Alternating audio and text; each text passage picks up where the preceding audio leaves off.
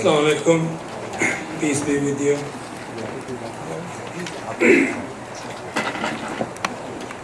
أعوذ بالله من الشيطان الرجيم.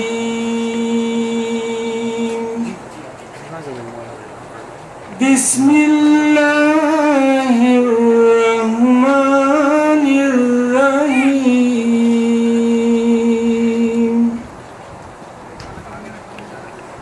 يا أيها الذين آمنوا كتب عليكم الصيام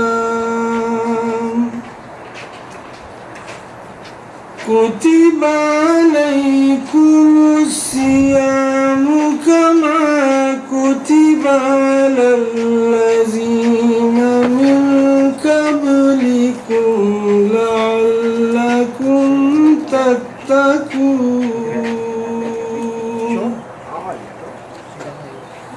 أياما معدودات فمن كان منكم مريضا أو على سفر فعدة من أيام أخر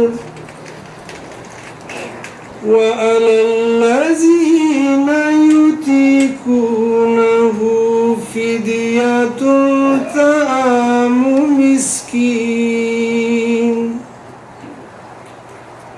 فمن تطوع خيرا فهو خير له وأن تصوموا خير لكم إن كنتم تعلمون. شهر رمضان الذي أنزل فيه القرآن هدى للناس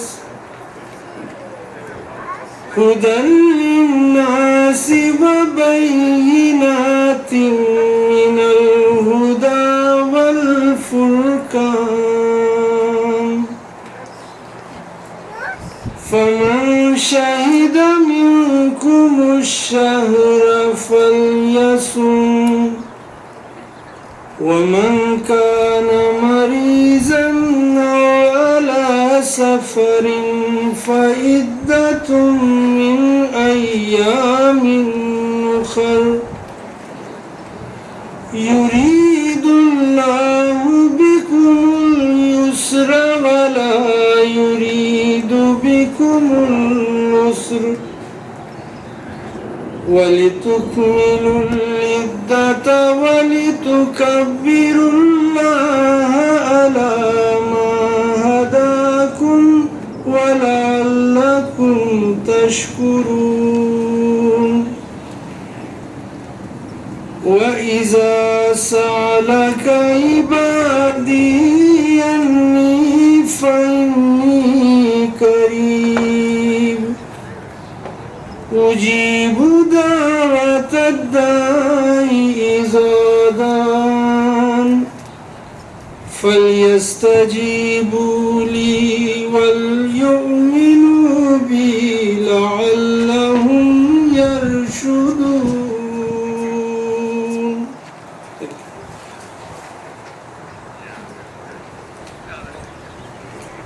Thank you, Mirza Arshid. Next, we'll have the translation of those verses by Ilyas Qadir, who's a 12-year-old rising 7th grader at Herman Elementary School, a true entrepreneur who has already started 2 businesses. So any of the VCs in the room, invest early and invest heavily. With that, Ilyas Qadir.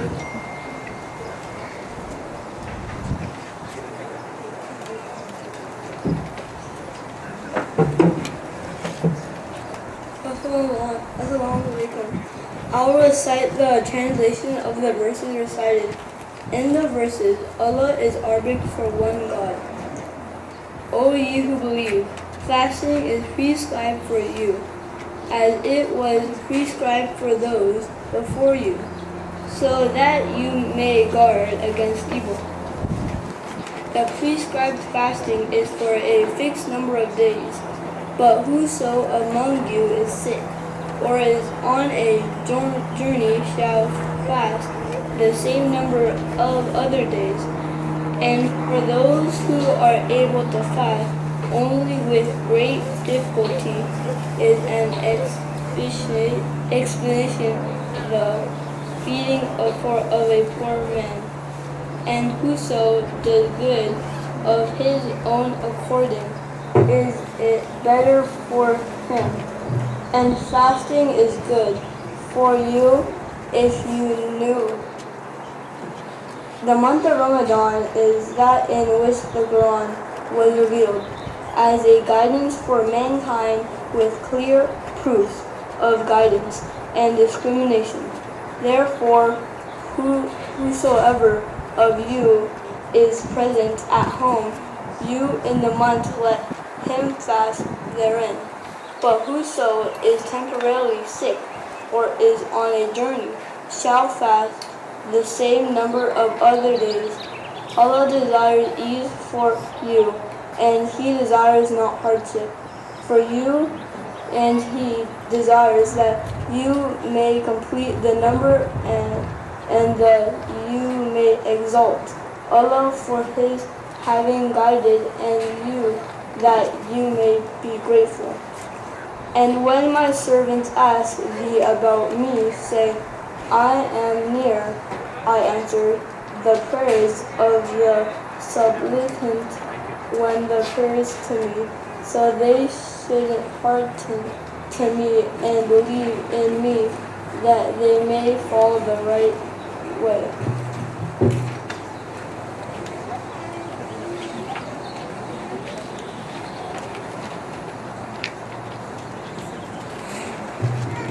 Truly a rising star, right? Thank you.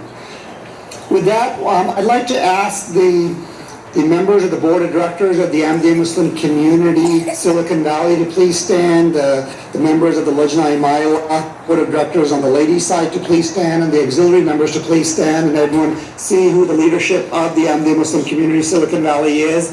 Please ask them all the hard questions. Please refer to them for any questions you have. This again is the event that puts the slim in Muslim. You were supposed to laugh at all my jokes. Come on, come on. So this is the 15th annual Iftar dinner where we will be walking through and explaining what is Ramadan. A few of you have been guests for multiple years, and we appreciate that. Yes, the corny jokes will stick to the same script, and you're expected to laugh, as well as we hope you'll learn a little about the Ramadan, as well as break bread with us in a little while. We are watching the sun very closely. When that sun sets, the program will stop, no matter how great the speeches are for all those of you who are speaking. So we'll be moving very fast going forward. With that, I'd like to introduce you to one of our youth speakers, but first we have a treat from him. He's going to lead us in the Star Spangled Banner. His name is Muhammad Sattar Mahmood, who will be transferring to UC Davis with a major in biology and a minor in film. He has achieved true academic feat. He actually got a perfect score on the English side of the SAT recently, which is less than 1% of students get that. And he, as you will see, he's got a great voice as well. Please join me in welcoming Muhammad Sattar.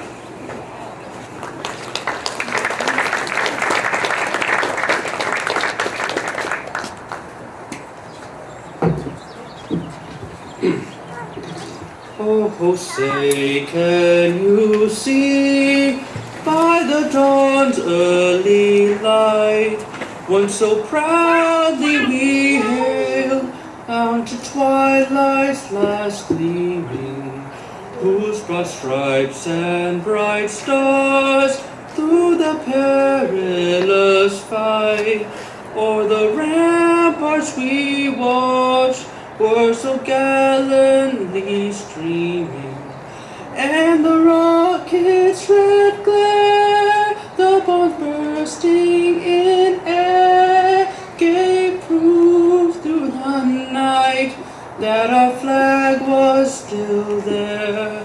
Oh, say does that star-spangled banner yet wave for the land of the free and the home of the brave.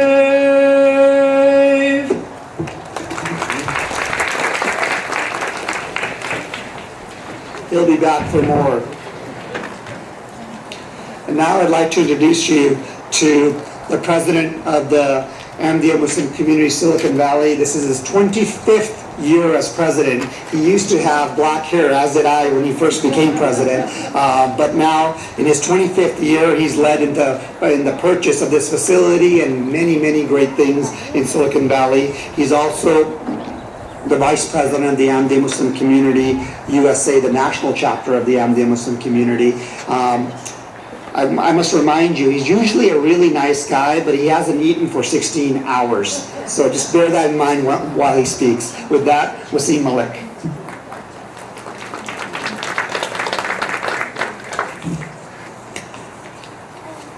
Ladies and gentlemen, greetings of peace. In the name of Allah, the gracious, the merciful. On behalf of all the members of the community, I take this opportunity to welcome you all, join us this evening, the month of Ramadan, the month of fasting.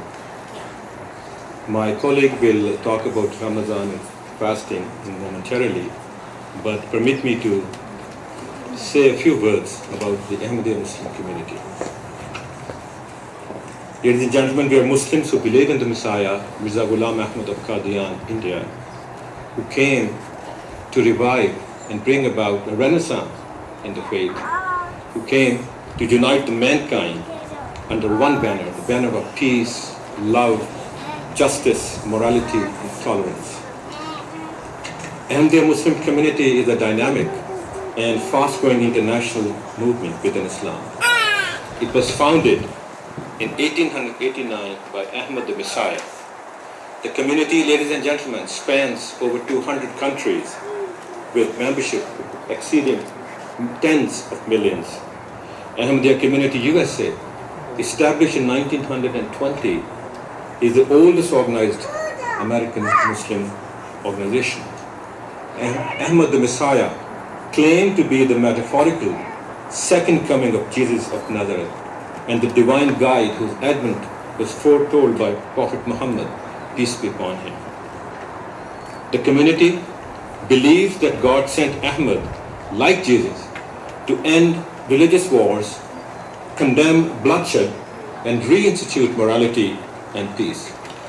Ahmad divested Muslims of all fanatical beliefs and practices and vigorously championed Islam's true and essential teachings.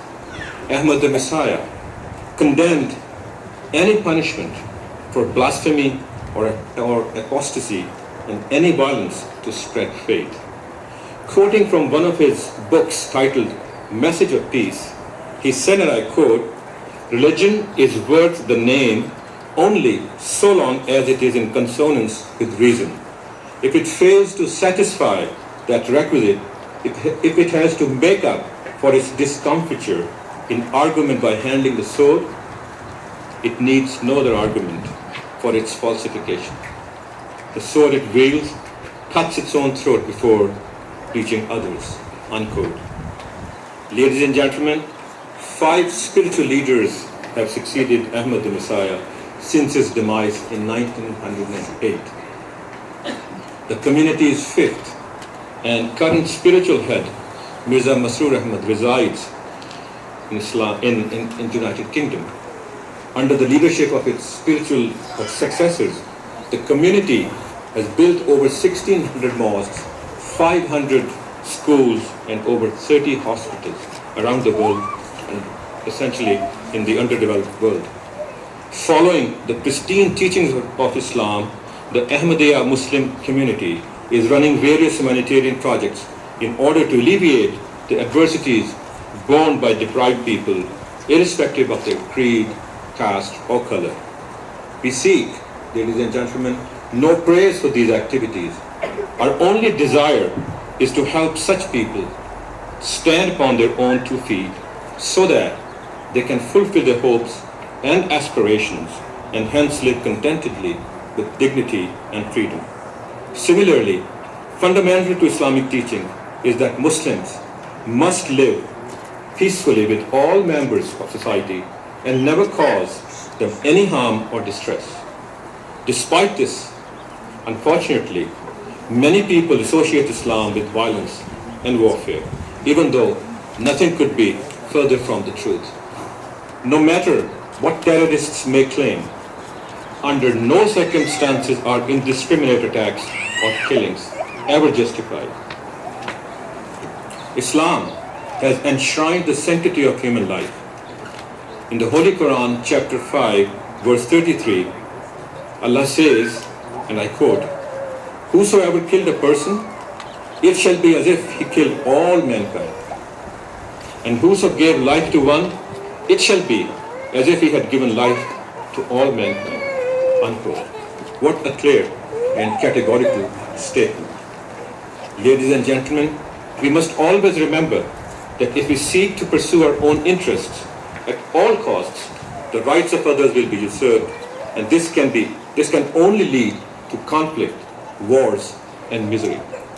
We must all reflect and understand the precipice upon which we, as a society, stand today.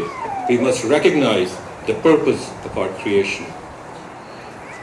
Sending a poignant message to all the world leaders at the recently concluded Community's annual Peace Symposium in London, the current head of the Ahmadiyya Muslim community said, and I quote, "We must not consider world's poor nations' hardships as other people's problems.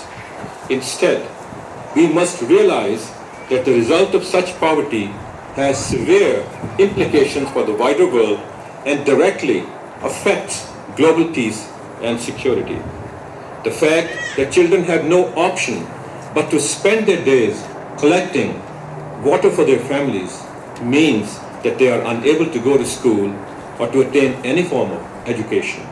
They are stuck in a vicious cycle of illiteracy and poverty that is increasingly, seemingly endless and hugely damaging to society." He said, "Frustrations are being preyed upon by extremists who entice the impoverished with financial reward and by promising a better life for their families. The extremists have free rein to radicalize and brainwash the illiterate youth." He said, "Poor nations must not be looked down upon. Rather, we should consider them as part of our family, our brothers and sisters. By helping the developing nations stand on their own feet and by giving their people opportunities and hope, we will actually be helping ourselves and safeguarding the future of our children." Unquote. Ladies and gentlemen, may Allah help us make this world a better place where we all live in peace and harmony and enable us to leave behind the legacy of hope and opportunity for our children. Ahmad the Messiah said that he had been sent by God in this era in servitude the Holy Prophet of Islam, Muhammad, peace be upon him, in order to spread the 2 paramount objectives of Islamic teachings. The first is to bring mankind closer to God Almighty, and secondly, to draw the attention of humanity towards fulfilling the rights of one another. Ladies and gentlemen, it is our community's belief that these 2 objectives are the bedrock for the establishment of genuine and long-lasting peace in the world. In the end, once again, I thank you all for joining us. May God bless you. Thank you.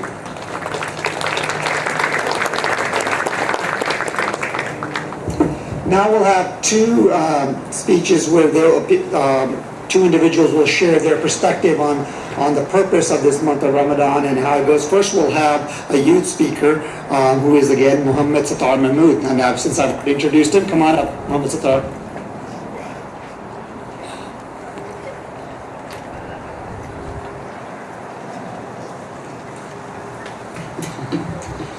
Hi everybody. How y'all doing? Hope you're having a good night tonight. My name's Muhammad Sultan Mahmood, as he already introduced me, and I was asked to speak about what Ramadan means to me. And that's changed over the years. When I was in elementary school, it was just what I'd tell people was Muslim Christmas. But instead of getting gifts, I wouldn't be able to eat for 30 days. Now, when you're younger, fasting seems like a way bigger deal than it actually is. Like, tell a 12-year-old he can't eat until the evening, and he'll spend the day wondering how he's going to survive. But tell a college student, and he'd be like, you mean like I've been doing the past few months? All right. Now, at this age, we really don't eat when we're hungry. We just eat when we're bored, mostly. It's funny, I work at a gelato shop, and this month, the entire time, I just want to get a nice scoop, eat it all slow. Other 11 months, I can't even stand this stuff. So a bit of catch-22 there. But nowadays, as I grew older, the fasting portion of Ramadan didn't really mean, it wasn't all that much of a big deal to me. It's really hard to put into words what exactly it means to me, because it's such a conglomeration of ideas and ideals that's hard to just condense into one. But if I choose one word to describe Ramadan from my personal experience, I'd say what it means the most to me is the idea of unity in a couple of different ways. The first unity would be the unity within the Muslim community itself. Throughout the year, everyone chooses to come to the mosque or to not come to the mosque based on, obligations or whatever the prioritization is in life. And it kind of breaks up the community because it just feels more like your individuals coming to one place to pray rather than you coming together as a group for one single idea. And during this month, it seems like participation goes up by everyone. Everyone tries to make more of an effort to come, whether it's to worship or forgiveness or whatever the reasoning is. But that participation, regardless of reasoning, it helps foster the friendships and relationships you need to help grow and maintain a good community and a thriving community. A united goal that helps strengthen the bonds of brotherhood and sisterhood. And then, while this is a great unity, and what I think is debatably a more important unity is a unity between mankind in general. Because in Western culture, the concept of Islam, the ideas are very foreign, and oftentimes the things that they hear on the media or what they hear just on the internet can be really off-putting and dissuade them from looking more into it and seeing what Islam can actually be. And in my experience, Ramadan helps to be that access point that helps them maybe ask questions, just understand what we're about a bit more. Like every month, I'll be hanging out with friends, and we'll joke around, and I'll tell them like, oh, I can't eat today, so we do something else. Like, you mean you can't even drink water all day? And just stuff like, just throwing banter. But like, once the goofs and the laughs die down, they start to like ask questions like, why are you fasting, or like, what's it all about? And that helps open like a line for discourse and conversation. You can get some real answers, and then both parties can come out of that more well educated, more well informed, and just with an enlightened view on the whole subject. And this exchange of ideas is what strengthens culture and helps advance society, especially in this great country, the self-proclaimed mixing pot of culture. And in this day and age, nothing's more important than having this civil discourse, because it just feels like, all across the country, there's different groups with different views and opposing sides of an argument, and they choose to, use slander and insult rather than discussion and, discourse and this exchange of ideas. And at times, that can help divide the country and make it feel like it's for different fractions, different pockets instead of one unified nation. And through we need to bring back these civil discussions, all the civil discourse, and then so we can really understand the other side, because it always feels like people on the opposite side of an argument are antagonizing you or a lot of the times they just don't understand where you're coming from. So I think bringing that back would be it'd be a great way, get the American people feeling united and as one again. And I just like to conclude, I did say that the nation's kind of divided, or it feels like anyways, but just like everyone to remember, at times like this is one of the best times to be alive in this nation. We always tell kids growing up, you can be anything you can dream. And I feel like in these times, that's really true. Like if you set your mind to it, you can achieve what you want. You can be what you aim for. Be a lawyer, a doctor, an entrepreneur, an artist. Just because of resources that are available to us in this day and age. So when prospects of the future seem uncertain or shaky or nervous, just remember how bright our present is and how much brighter the future will be. Wherever you go, just aim to leave positivity in your wake, so everyone you interact with may do the same. Thank you and have a great night.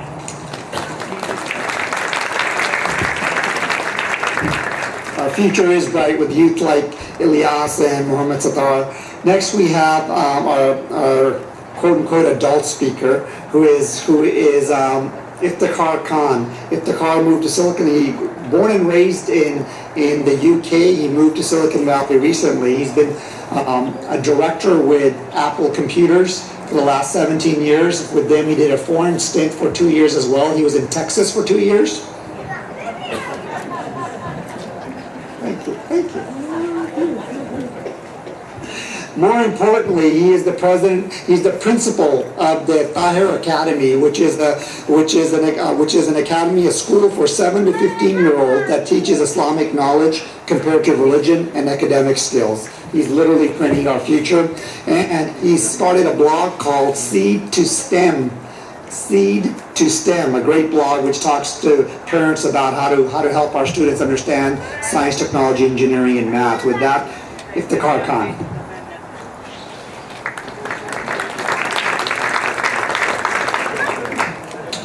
In the name of Allah, gracious and merciful, hello and peace be upon you. So as Matt said, my name is Iftar. I'm the father of 2 wonderful kids, Rizwan and Khadija, and husband to my wife, Rabia. Today I've been asked to talk briefly about the significance and importance of Ramadan and fasting. Fasting during the month of Ramadan is one of the 5 pillars of Islam. These 5 pillars are the core fundamental practices that all Muslims must do. We Muslims believe that the Quran is the word of God, and that it was revealed to the Holy Prophet Muhammad, may peace and blessings of Allah be upon him. In the Quran it says, O ye who believe, fasting is prescribed for you, as it was prescribed for those before you, so that you may become righteous. As the verse states, Islam was not the first religion to prescribe fasting. Versions of fasting can be found in Hinduism, Buddhism, Judaism, Christianity, and other great religions. While the exact practices differ, in general, fasting is regarded as a mode for moral conditioning, self-reflection, and spiritual advancement. In Islam, fasting is not just a physical exercise, but also a spiritual one. The best way to understand the true essence of fasting in Islam is to read the words of the founder of the Ahmadiyya Muslim community, the promised Messiah, Hazrat Mirza Ghulam Ahmad alayhi salam. He said, fasting is not merely staying hungry and thirsty. Rather, its reality and impact can only be gained through experience. It is human nature, the less one eats, the more one's spirit is purified, and thus his capacity for spiritual visions increases. The will of God is to decrease one kind of sustenance and increase the other. A person who is fasting should always be mindful that he is not just required to stay hungry. On the contrary, he should remain engaged in the remembrance of God, so that he can cut asunder ties of worldly desires and amusements, and be wholly devoted to God. Hence, the significance of fasting is this alone. that man gives up one kind of sustenance, which only nourishes the body, and attains the other kind of sustenance, which gives a source of comfort for the gratification of the soul. According to Islam, every action one takes is for your own benefit, but we fast for the sake of God. And during these 30 days, we try to spend as much time as possible in the state of worship. To give you a sense of what a day of Ramadan looks like, I wake up at 3:55 in the morning. We say 5 daily prayers. We say a night prayer, an optional night prayer called the Hajj. We say an evening prayer late at night called Tarawih. And most of us try to finish the Quran within 30 days. And that requires 1 to 2 hours of reading as well. And so I was going to give you a little bit more detail, but I've been told the sun is coming down, and so I moved through that pretty quickly. So when you think about fasting, it's not just about food or water, but hopefully you got a sense that it's really about prayer. If you add up all those spiritual activities that I just mentioned, we're talking about at least 5 to 6 hours of just prayer. And I'm sure that many of the Muslims here think I'm actually lowballing that and that I should stop slacking so much. So if you combine all those prayers with the rigors of the Silicon Valley life, it's a pretty busy day. Now, one of my hobbies is watching movies, and I try to watch a new movie every week. But in the month of Ramadan, I didn't even have the desire or the time to watch movies. I'm also a fan of Westworld, the show, and I've already missed 2 episodes so far, so please don't spoil the show for me. Now, remembrance of God isn't the only focus area of Ramadan. The Holy Prophet ﷺ taught us, "He who does not shun telling a lie by word and deed should know that God needs not his abstention from food and drink." He also said that fasting is a shield. So the day one of you fasts, he should not indulge in foul talk, nor should he shout. And if someone abuses him or fights with him, he should simply say to him, I'm fasting. But that's not all. In addition to praying, fasting, and focusing on reforming myself, Ramadan is a reminder for us Muslims that in addition to focusing on my family and myself, I also need to help my community and my country.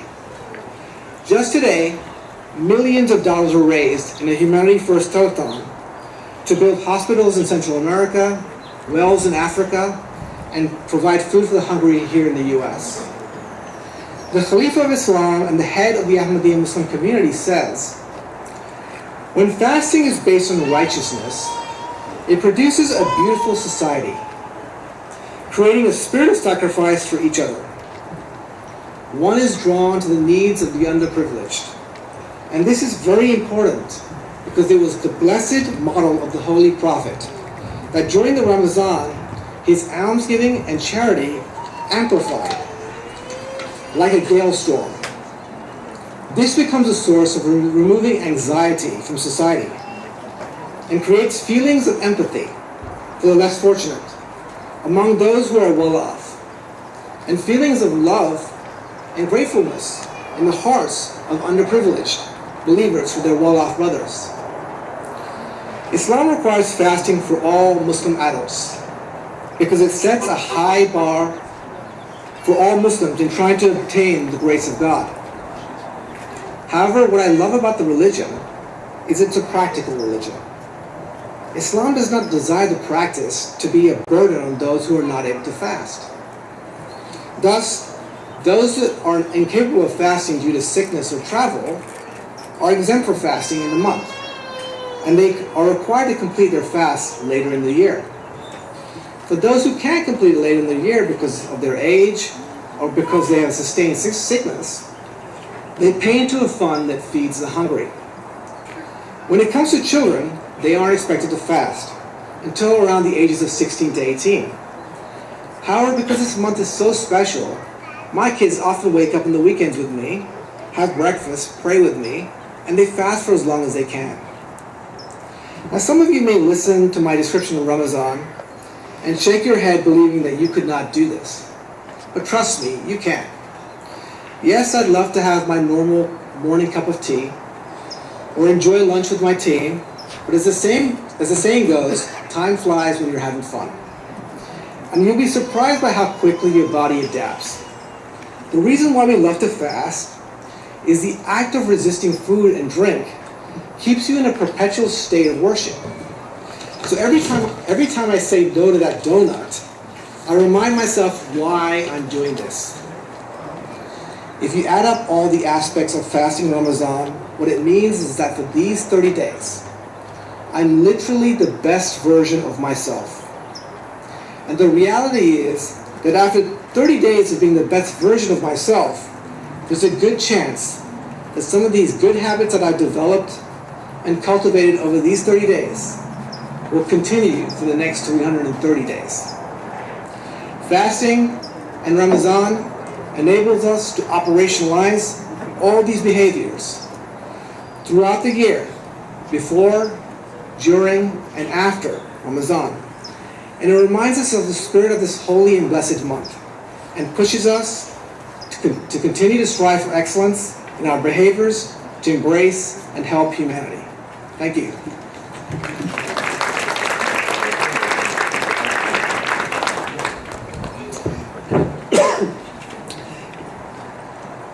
I'm keeping an eye on the sun, and for all the speakers that are upcoming, it is now 7:51, and we will stop at 8:17. Right, Imam Khan? Next, we have a real treat, and you know, a lot of respect and love for our veterans. There's a special program that is going on with veterans and Muslims, which our next guest speaker is Benjamin Haas. Benjamin is a veteran. Benjamin Haas writes about national security issues. His work has been published in the New York Times, the Washington Post, Foreign Affairs, The Guardian, Politico, USA Today, CNN, Newsweek, and several others. That's a long list. That's very impressive. After graduating from West Point in 2009, he served as an Army intelligence officer for 5 years and was deployed to Afghanistan twice. He's currently a student at Stanford Law School. With that, please join me in welcoming a veteran, Benjamin Haas.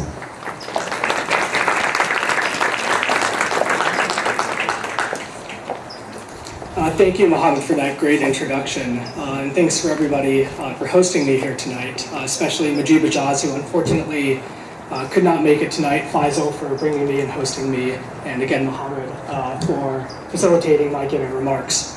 I am honored to be a guest here. As Mohammed mentioned, I'm participating in a project. It's called 29 for 29. It's organized by Human Rights First and its initiative called Veterans for American Ideals, as well as Mansour Shams, who's an activist and a Marine veteran. The project pairs up 29 veterans with 29 Muslim communities or families across the country during the 29 nights of Ramadan, and the goal is to build bridges between communities and to show solidarity. When Human Rights First approached me about this opportunity, I remembered a class I took 10 years ago in 2008 when I was a cadet at West Point. The class was called Winning the Peace, and the goal of that was to improve our understanding of cultural, religious, and social aspects of the operating environments that we might encounter in places like Afghanistan and Iraq.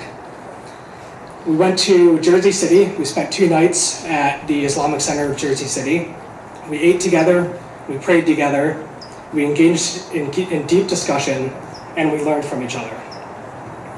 The immersive experience, almost exactly a decade ago, was about preparing to go to war to face an insurgency abroad. Now, I feel that I'm here as part of a different battle, at home with a different enemy, and that's the bigotry and the hateful rhetoric that has recently been emboldened in our society. There's been a recent rise in hate crimes against several minority groups, including Muslims. And a Pew survey results indicate that more Muslims on an individual basis are experiencing religious discrimination. But beyond these horrid acts, the divisive rhetoric from our nation's top leaders down to grassroots members of society is broadly impacting how Muslim communities feel. The same Pew survey last year indicated that 62% of US Muslims feel that American people do not see their religion as part of mainstream society. 75% of US Muslims feel that there is a lot of discrimination against them in the US. And in contrast to 2011, when 4% of US Muslims felt that the president was unfriendly towards them, that number was 74% in 2017. This is not okay.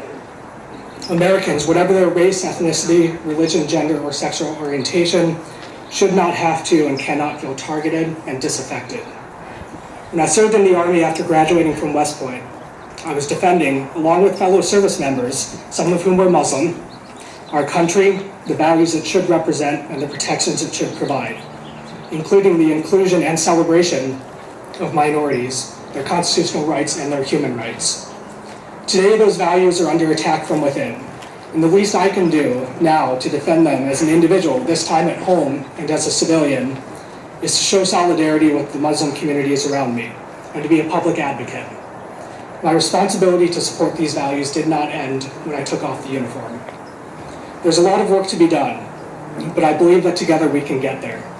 And there's some reason for optimism. According to that Pew survey, more Muslims now compared to in years past have received expressions of support from individuals in society. 92% of US Muslims are still, despite the rhetoric, proud to be Americans. I too share that pride. And with that and more in common, we can improve our country's situation. Again, thank you for hosting me.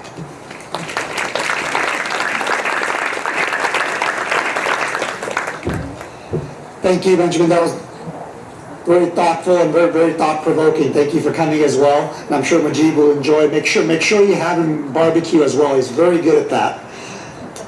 With that, we're running out of time, so we're going to ask the next speakers to accelerate their time a little bit. With that, I will ask Rabbi Melanie Aaron, who is with the congregation Shir Hadash, to come speak. Rabbi Aaron has been to the mosque many, many years. She's also visited the Ahmadiyya Muslim Community Mosque in Haifa, Israel, as well, so a longtime friend, and she's also an ALF Senior Fellow, where I'm on the board. Please, Rabbi Aaron.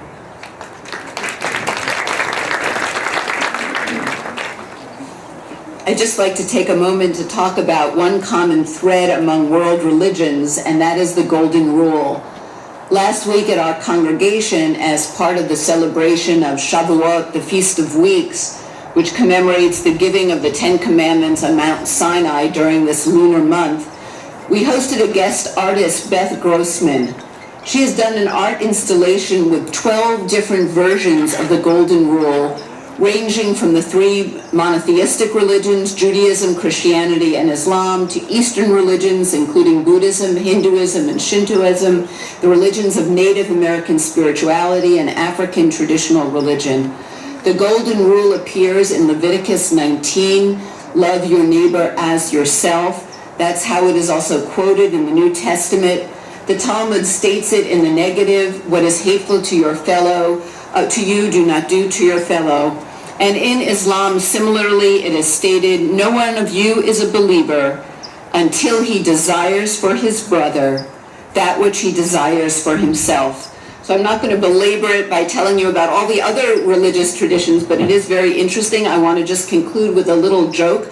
I come from Cincinnati, Ohio, the home of Procter & Gamble, which is a manufacturer of soap, among other things.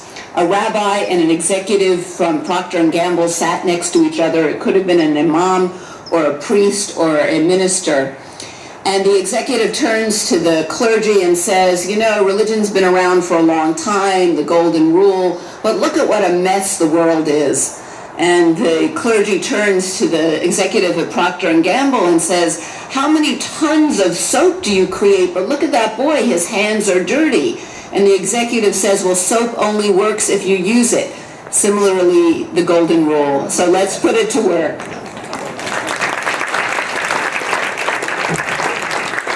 Very relevant. Thank you, Rabbi Aaron. Now we're gonna do the speed round here, and what we're hoping the speakers who are going to speak now, they'll be available afterwards at dinner, and you can all enjoy their company and learn more and more about them. But I'm being mindful of that sun over there as well. I'm slimming down, so I may get cranky at this point as well. So with that, we have some elected officials to speak as well. We have some we also have Sabui Sadiq here, who's running for City Council in San Jose, but I'm going to talk about some of the electeds in Milpitas. First, I'd like to invite Mayor Rich Tran, the Mayor of Milpitas, to come speak.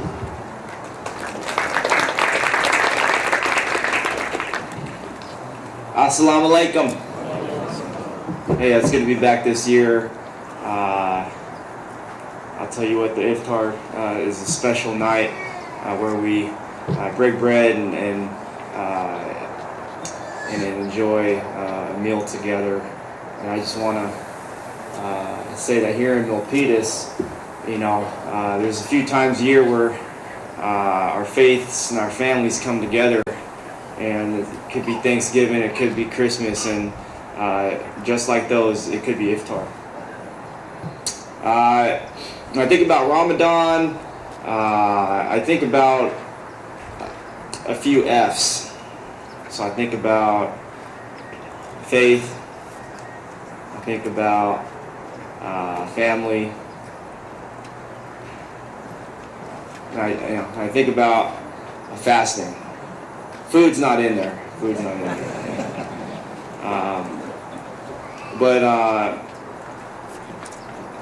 You know, it's definitely a very special time of the year, and you know, the focus is really on the faith and the family, much like most other religions here in Milpitas. And I have the highest respect and understanding for the Muslim community here in Milpitas. And I just want to welcome everybody, and hope everybody enjoys themselves tonight. Now I want to recognize our council member, Bob Nunez. We have a commendation to present, so Bob, if you could join me up here.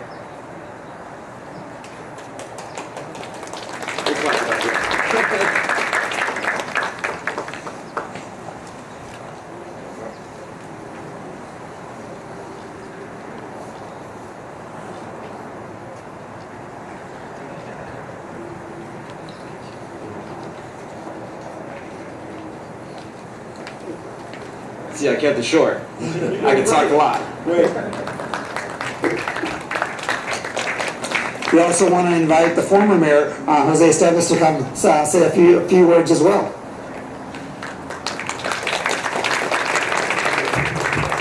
Thank you. I always consider it a blessing to be here, and I always come here because two things I want to appreciate and congratulate the Ahmadiyya Muslim community and all of you for coming here, for understanding the purpose and why we should all be here.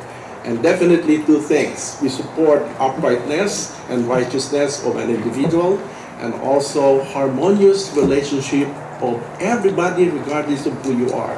And that's what I was when I was a mayor. Always with a diverse, in the city with a diverse population, we have to be one family, one community. So thanks to all of you. May all we be blessed continuously. Thank you. We also have the mayor of Fremont here, Mayor Lily May. Mayor, welcome.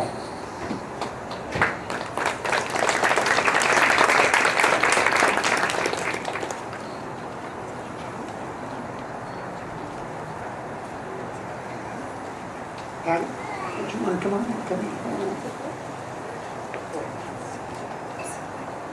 Assalamu alaikum. Thank you so much for this wonderful privilege to be able to come and share in the memories and reasons why we are so special as a community, where we have such diversity and heritages, and the opportunity to share those with our children and with our neighbors. This is something that's really special to me, especially at this time. It has been a challenging few couple days and weeks for our city, and unfortunately, ignorance and intolerance and bigotry is not something that has been put to rest, and actually in these times sometimes we see more of it. But as a community, our city really believes in embracing and recognizing the diversity that makes our community so special, whether it's in ethnicity or heritages or religions. And so it's something that we continually work and strive to support our community, to understand one another, and to have that love for our neighbors. And so I really commend all of you and appreciate this opportunity to break bread and to share in the blessings that our families, our religions, and that our communities bring to each other. And so wish you a peaceful and blessed Ramadan. Thank you. Next, we have a longtime friend of the Muslim Community Silicon Valley chapter, Patty Cortese. Patty has fasted for an entire month for multiple years, and she's also an elected official. She is the school board member of the Eastside Union High School District, the second largest high school district in California, where Bob Nunez was also superintendent. So with that, Patty Cortese. Assalamu alaikum. It's great to be here. I bring blessings not only from myself, but from my husband, Supervisor Dave Cortese, who couldn't be here tonight because he's not feeling well. Many of you know my story, but I was, in 2003, Muhammad's wife, Rabia, was Dave's chief of staff. And that was our first introduction to the world of Islam. And in 2003, when the U.S. invaded Iraq, I was heartbroken, to say the least. And I thought, what in the world? I felt so helpless. And I thought, what can I do? Write a letter to the president? Write a letter to my congressman? Like, what's that gonna do, you know? I did those things. But I was also studying Gandhi at the time. And Gandhi said, fasting is the most powerful form of prayer. And so I said, that's what I'll do. I made a pledge to God in that moment that I would fast during Ramadan until the war was over. Now, at the time I was thinking more like Desert Storm, not like Vietnam, but I did. I fasted for 8 years until the war was over. And I have no idea the impact. I just said, God, if this war ends one day sooner, if one less person dies, it will have all been worth it. And what few people don't know is that Dave actually also fasted for 5 of those 8 years with me. And so one of the benefits that I didn't expect at all was how close we became to this community. Y'all are family to me, and to Dave too. So thank you for inviting us year after year, and for just all the gifts you bring to our community.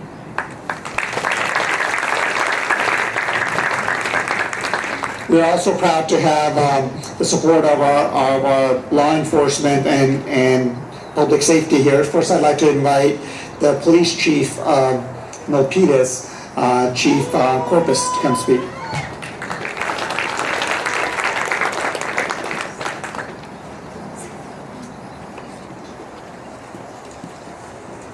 Good evening, everybody. Thank you for having me here today. I'll be very brief. So it's been an honor to hear the speakers before me. I hear messages of peace, harmony, service, family, empathy. And I think about the priorities and the culture and what our police department is about. And they're also about peace, harmony, empathy, and service. And to know that we are striving for the same goals and objectives makes us a stronger community. So the message that I want to leave you with today, again, trying to be brief, is that the police department here is with you. We are here to support all of our community, including the Muslim community here. I'm not certain that you know this, but we do have Muslim officers that work in our police department. So we are a diverse group of men and women that reflect our community, and we look forward to increasing our partnerships and our collaboration. Our community will be stronger when our friendships are stronger and our support for one another is stronger. And you have our commitment on behalf of the police department and the city that we will partner and collaborate with you. Thank you.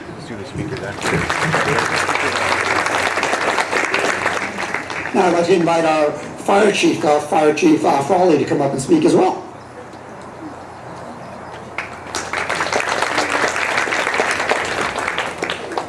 Thank you, Mohammed. From the fire department and from public safety, I'd like to be very brief, but echo some of the same great words that Chief Corpus mentioned to the group.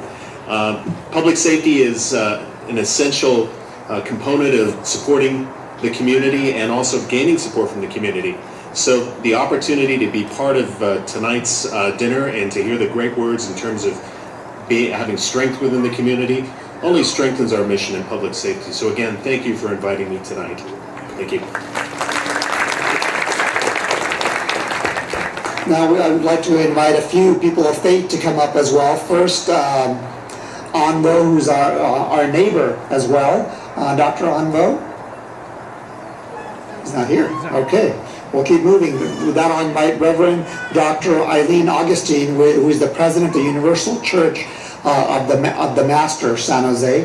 Thank you, Reverend Augustine. Good evening, everyone. I was blessed to be introduced to the Muslim faith when my niece married a young man from Ghana. And in his first time in the United States, I didn't want him to observe Ramadan alone, so I joined him in it and found myself feeling uncomfortable and frustrated. And as I sat with it and wondered whether or not I could continue it, I heard a voice say, yes, you're uncomfortable, yes, you're frustrated, but you don't have to do this, you get to.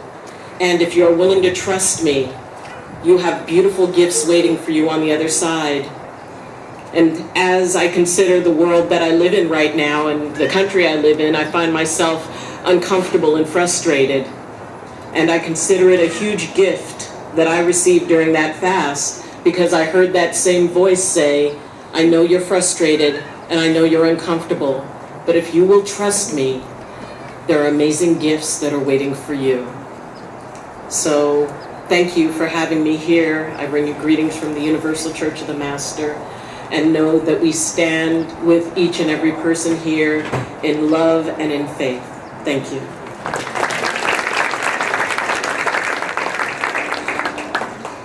Next, I'd like to invite Sonia Dami to come to the stage with the Sikh Foundation. Sonia?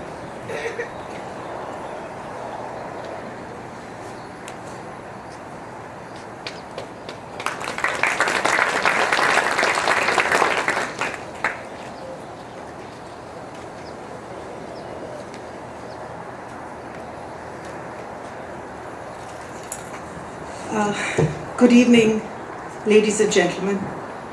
My name is Sonia Dhami, and I have the privilege to serve as the Executive Director of the Sikh Foundation.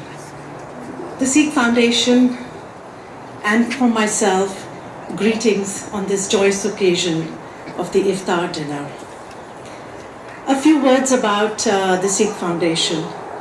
We were established in 1967 right here in the Bay Area and Palo Alto by Dr. N.S. Kapani, who's also known as the father of fiber optics. Over these 50 years, the foundation has had the pleasure and the honor to introduce Sikh arts and academics to America.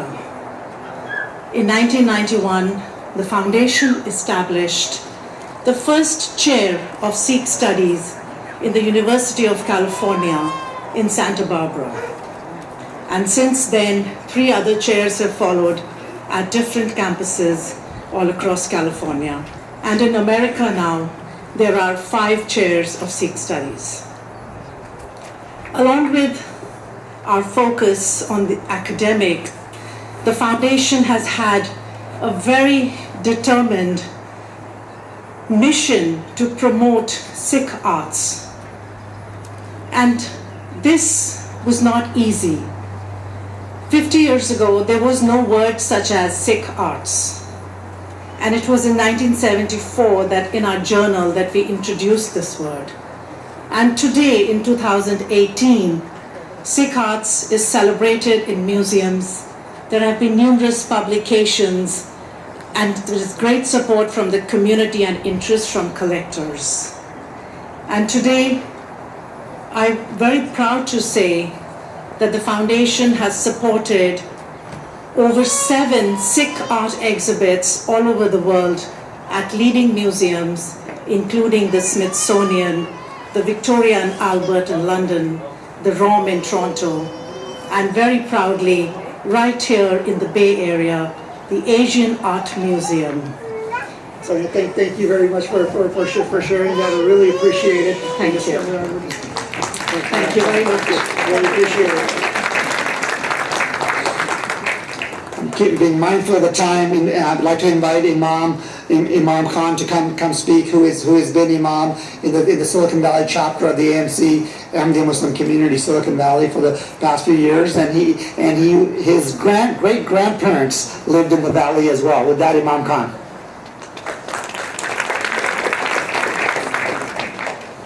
أعوذ بالله من الشيطان الرجيم بسم الله الرحمن الرحيم Assalamu alaikum wa rahmatullahi wa barakatuhu. Peace and blessings of Allah be upon you all. I know the time is running up. I'll just talk about the verses of the Quran that was recited in the beginning. It speaks about two things in that verse, in the beginning verse, that fasting was prescribed for those before you as well. And then the purpose of fasting was to gain righteousness. So as some of the speakers already spoke about, that fasting was not something that came into the religion of Islam or was only for the religion of Islam, but it was also in other religions as well, Hinduism, Judaism, Christianity.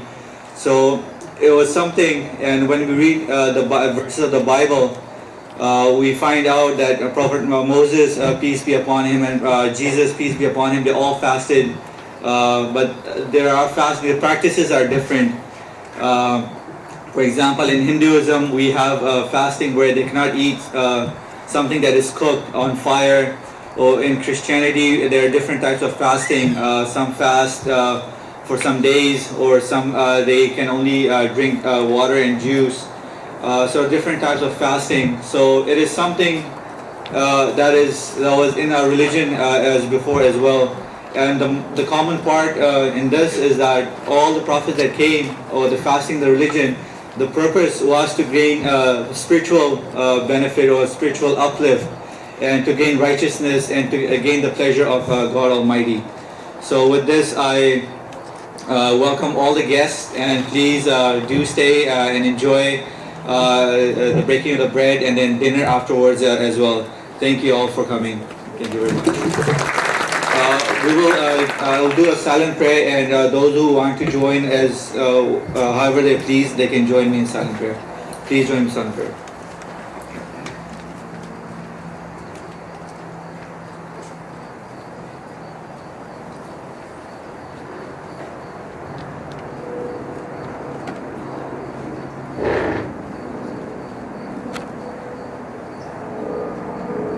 Ameen.